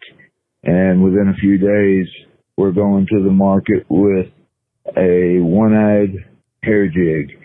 So it's Cyclops jig heads in a hair jig tied by Tiny. It's going to be big on the market, and we're looking forward to getting them out there. So everybody be watching Tiny's hand-tied hair jigs on Facebook, Tiny's jigs on TikTok, and you're going to see the first marketed one-eyed hair jig with Cyclops jigs and Tiny coming together and putting it out there. Have a great time out there on the water. Tight lines, everybody. Nice. That's awesome. And that's the thing about Jigs and Bigs. Like, this is really all about keeping that dialogue going. We have somebody on the show. Let us know what's going on. And the live well makes it easy, because if you've got something you want to talk about, like, go ahead and throw that on there. Now, Tiny did send me a couple of pictures of what these jigs look like. They look fucking dope. That's awesome. Dude, it's awesome seeing a small batch bait company lure company, whatever, getting excited about, like, an evolution within their company. You know what I mean? So it's awesome to hear that. Like a little collab like that is always good to hear, because that just breeds innovation, and that's always good. They're just sitting there helping each other out versus being at each other's throat, and that's what it's all about. That is exactly it. So it's Jigs and Bigs. We're not gonna not have a call from Eli, but I love this call. This has to do with an accessory specifically. It's Eli. It was kind of a two-part question. The first part is, I've heard so many people talk about polarized sunglasses and how important it is, and I have always kind of just bought the cheap $25 ones that are polarized. Is it worth it to buy the more expensive brands like Costas or something like that? Waterland, any of those, is it worth buying those? And then also, the second part of this question is there any product that people tend to buy the more expensive version that you think it's actually not worth buying the more expensive version, and you think the cheaper version or a cheaper version is worth it? Okay, have a good day. So I think, Joe, we should answer this question backwards. I think we should answer this one backwards, because I feel like I might answer the first half. Like I might answer them both if I just go with the first half. So yeah, I'll say this. So he's saying, is there a reason why, like a piece of equipment that people do spend big money on when you don't really necessarily need to? And my take is that's going to depend a lot on the individual and what's important to them. Because, and I'll use an example, not even from fishing, but I'll use an example for like camping. Okay.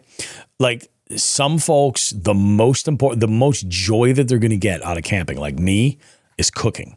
Right.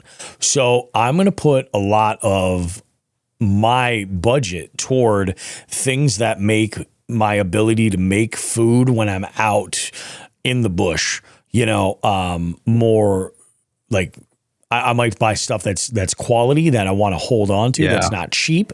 I might make a purchase on something that but I will tell you this much, like really at the end of the day, like, stoves are a good example. You'll see people who will buy like your average everyday Coleman 2-burner stove, and that is awesome. But then you'll see folks that will spend huge amounts of money on like a Jetboil Genesis system, which is like crazy versatile because you can add burners to it and stuff, and it's super compact. Like, it's all going to depend on your needs.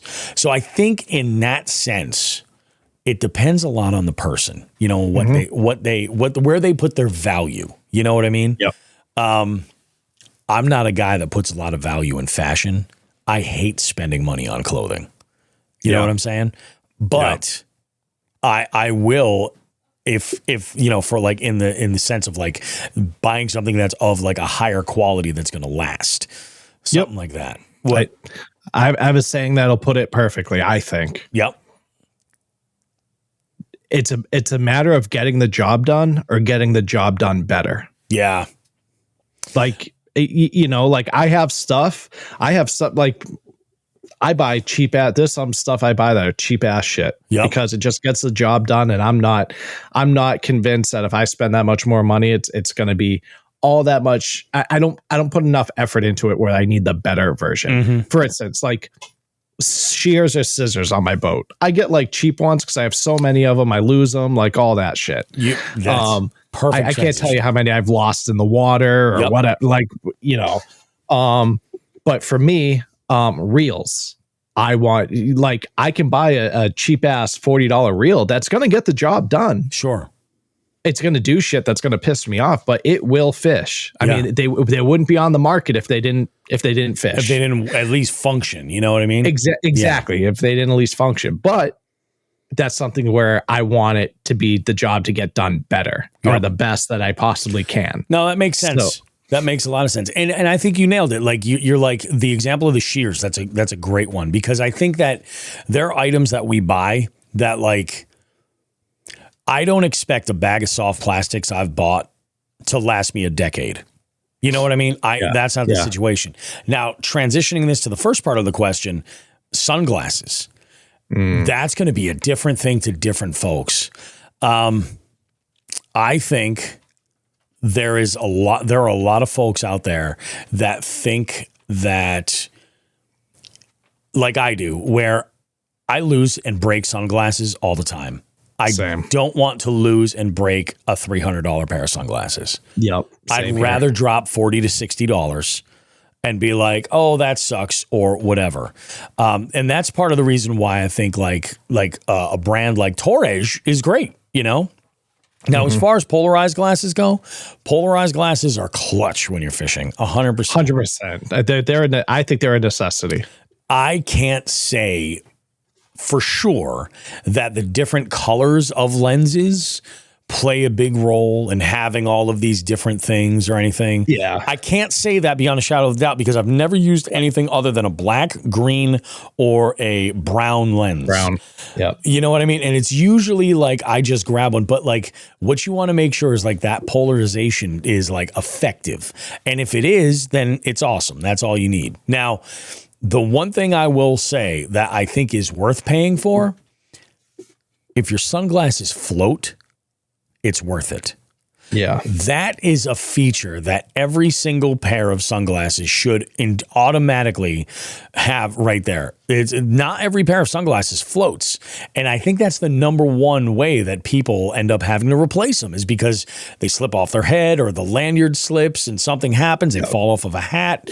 And I think that that's the number one thing where you're like, oh, there they go. They're at the bottom of the lake and I'm not getting them back. Yeah, that's me, dude. I've lost so many. Like I'll be 100% honest. I'm at that point in my life where I've lost so many sunglasses to where I only buy polarized, but I will literally get the like 3 for $20 on Amazon polarized sunglasses because I lose them that much. Yeah. However, I can't remember who the hell it was I had on my boat recently or this year, and they had a pair of Costas on, and they're like, oh, like actually it was I think it was Taylor. And, you know, I had mine. He's like, oh, like, I was like, I had my polarized. I'm like, I'm not quite seeing it. I put his on. I'm like, oh my God. I was like, this is like night and day. So next year, but I have a really bad habit of, I don't have my eyeglass or anything down here. I have a bad habit of putting them in my shirt. Like when I'm not wearing them. Oh, you know what I mean? Yep. And those So slips. I've lost so many. So I think next year I'm gonna invest in a good pair with a like lanyard or something, and they're only gonna be on the boat. No, that's a good idea. That's a real good idea. I do. This is a stupid thing. I take my sunglasses a lot and I put them up on my hat. Yeah, like that, and that puts stress on the arms. And I've had that hinge break so many times. So it's like, and I like Todd puts in here. He goes, yeah. He's like, I wear mine just all the time, just driving. That's the thing. Like I don't buy everyday glasses or whatever. Like I wear the same glasses I wear to fish are the ones that I wear like every single day because it's just easy to track, take care of. John Higgins goes, I want a pair of polarized glasses, but I fish at night 80% of the time. I would love them to make a clear, untinted, polarized lens. Like a lot of people don't really pay attention to this, but like, so when I was younger, I used to fuck around with photography a lot, like developing film and shit like that. And a polarized lens on the front of your lens, like it's just a filter. And what it is it's two lenses and they move. So you can change how, like I'd say like the level of polarization, but you can augment the effect that it's having when you're shooting in something. I think Oakley might make those, dude. They're prism lenses. I would love to see somebody do that. That would be pretty amazing. sure that's what the prism lenses are for Oakley. Because like first thing in the morning, you know, when you don't need them to shade any sun, or as it's getting dark and you're like, that sun's so low, it's like, I got to take my glasses off because it's too dark otherwise. Pop those on, and then you're like, oh, well, shit, I can see so clearly, you know? Yep. Yeah, it's wild. So yeah, I think that's the whole thing. I think that really, like, you got to determine. There is one thing I say. I do want to clarify. I did say I don't put much value in clothing. I will spend money on the stuff that touches my skin. You know what I mean? So like when I'm buying like a base layer or something like that, I'll buy the good stuff. Like I spend money on socks. Stuff like that, like in merino wool, shit like that. But like a hoodie like this, I'm not too worried about it because it's not. I'm not wearing it directly on my skin. I'm wearing a Hookset Hoodlum shirt underneath it, you know, which is synthetic, and you know, it's a thing. We got one more question to get to right here, and it's from the one and only Matt there, and Matt's giving us some solid gold here. Here we go, gentlemen. Matt there with a question for the livewell. So the topic has been brought up a couple of times about fall techniques and the fall transition, things like of that nature. You know, hence the weather. Question being, there's a whole lot of talks about backs of creeks and bait balls and bait, open water bait fish type baits. Doesn't that stuff work year round? Isn't there summer techniques of trying to find moving water because the oxygen levels are higher and fish always eat open water bait? I just feel as though that there's a lot of repetition when it comes to bass fishing and bass fishing techniques. There's a whole lot of similar aspects to things. So it's just one thing in mind. Drop shotting, Ned rig, Demiki, whatever, offshore during the summer around schools of bait when fish could be out deeper does also pertain to that fall transition is what you're saying. There's just a few different, like I said, repetitive, and I know I'm getting repetitive myself, but just, you know, where does that kind of stop essentially? Is that the fall to winter transition? Yeah, you know, chew on that one for a little while. All right. Talk to you guys soon.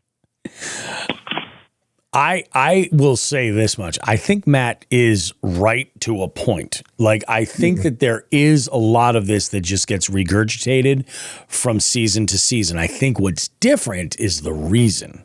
You know what I mean? Sure. So like when we're talking about in the summer, like people say, oh, fish deep, you got to go offshore. These fish are, you know, going deep. Like, and we said it this year too. You can't write off the ones that are shallow. They're going to be behaving differently. You know, like they're going to be close to docks, you know, they're hiding up under shady areas, tight to cover for the most part, in the grass for a variety of different reasons. The fish that are deep, yeah, those bait balls, like the bait that you can find out there, you're certainly going to want to find that stuff. But I think the reason that those fish are out there that deep is primarily more temp-related than anything else, for the most part. Like they're trying to get to that cooler water to get a break from those higher temperatures. So I think that the reason might change a little bit, you know, physiologically as the life cycle of the fish population is evolving with the year and changing with things. And then we would get into the fall where we see where these fish can kind of start to roam a little bit more freely. They start moving around because that water temp starts to drop down. It's not really oppressive the way that it was in the summertime. You'll see some of this stuff. And again, like he's talking about, like in the winter, we go fall to winter. I think that's what it is. Like you have only so many options. You're shallow or you're deep, or you're somewhere in between. And it's going to be relative. So I could definitely see where a lot of this would seem extremely repetitive, but I think that what we got to look at is the reasons. Why are these things happening? Yep. Yeah. I have a good take on this. So there's a couple different reasons. So especially up here for us, like these fish need to pack in the calories. And they do that. They can do that the best from chasing large amounts of bait. Yeah. So you're going to have those fish that typically may fish primarily on crawfish or even like topwater shit or whatever, that are going to be like, oh shit, like I'm not seeing these crawfish or whatever much anymore, if not at all. So I need to change my momentum here and start packing the calories with something differently.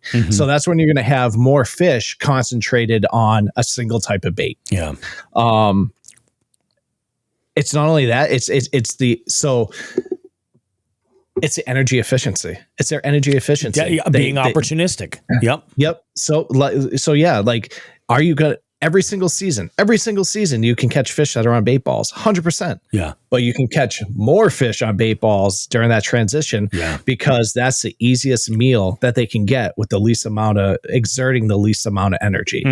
Or like, in the aspect of like, guess what? A smallmouth or a largemouth is not gonna sit on this one rock pile waiting for that one crawfish to come out when he can eat 30 friggin' bait fish out of a bait ball with a bunch of other fish. So they're opportunistic, man.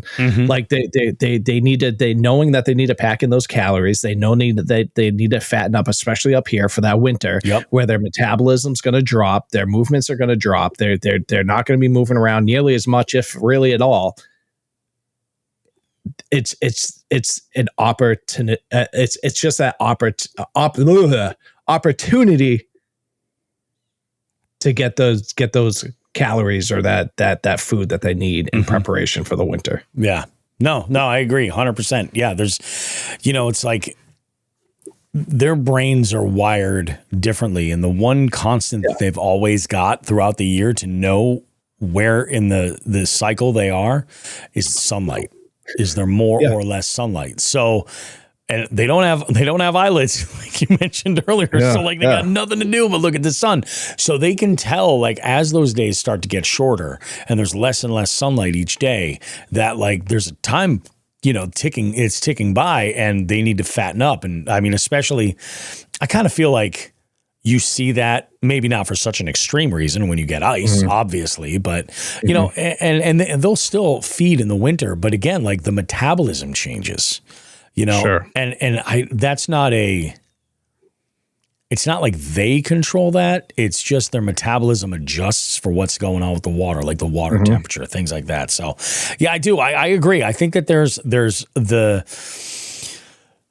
when you look at it at certain levels, it's almost like going, like when somebody asks a question about fishing and I have to answer it like, I would put some kind of lure in something with a hook into the water to catch fish. I would do that. It's like, and that's the thing, dude. When it comes down to it, bass fishing is repetitive and mundane. Yeah. And we're just trying to think of different ways to tackle that. 100%. It's always, there's only so many ways to fish. John Hagens puts in here, he goes, he says, they won't stray from the buffet when the feed is on.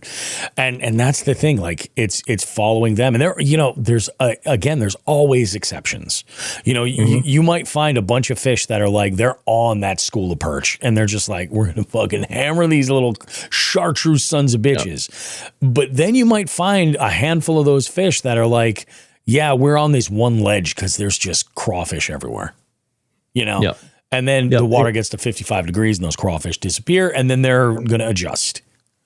Yeah, the best way for us New England anglers to think about that metabolism or that metabolism change, or that like how physical or not physical they are, but like how much they move in the winter. Yeah. Is think about it this way. Take a 3-pound bass, right? Yep. And think about how that thing fights when you catch it in the summer, the fall, the spring. And then you catch it in the winter. Let's say you go ice fishing, you catch that thing in the winter, and it almost feels as though you're just bringing in a rock, dude. Yeah. Because that thing, it doesn't have the energy. Its body is virtually shut down, and it was just trying to get a quick, easy meal. It's not crazy. fighting you like it's going to in those other seasons. John also throws this bit in here. He goes, it's actually the same for catfish, especially for flatheads.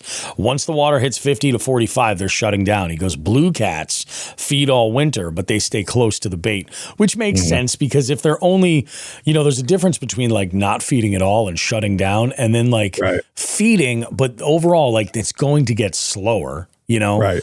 And especially like, so you have to think like a blue cat any fish is going to stay as close to that food source as they can to not exert the additional calories to be able to go and retrieve a meal and create that much of a deficit. So pretty crazy shit, man. Pretty crazy shit. Awesome. I just got a text here from Binya and he broke his pedal drive on his kayak. Oh no. Yeah. He's like, I'm going to try to order one before next week's tournament, or I'm going to have to take the Old Town back out of retirement. I'm like, that's one nice thing about having a spare boat, but my God. My God. Guys, what an amazing show. Absolutely fantastic show. I have an interview on the schedule for later next week with Matt from Boston Anglers. And I'm looking forward to that. We're going to be talking about big craws. We're going to be talking about real like 617 fishing. So if you're interested in checking that out, next episode, that should be in there for you. I am putting together some kind of a plan this week. I'm thinking I might want to camp on Friday. I don't know. Hell yeah. I don't know. And this the slot limit tournament is Saturday. So you guys go ahead, jigsandbigs.com. There's a link right in the description right here in this podcast. If you want to enter, it is Saturday the 27th. You have until 11 p.m. Friday night to register. Go ahead, get yourself registered. It's going to be a whole lot of fun. Things are getting real crazy. And we got one more slot in October that's coming up, and you're not going to want to miss it. We'll see you guys. We got more Jigs and Bigs goodness coming up in 7 days. Do us a favor. Give us a call on the live well. Take that phone number for the live well, 413-324-8519, and put it in your phones right now and text us some good shit because we want to engage with you guys and do all this stuff. Joe, you got anything to say before we wrap this sucker up? No, that's it, man. Great show. Let's do it again next week. Absolutely. You guys are the best. We'll see you in 7 days of more Jigs and Bigs goodness. Like we always say, tits and ass, smoke some grass.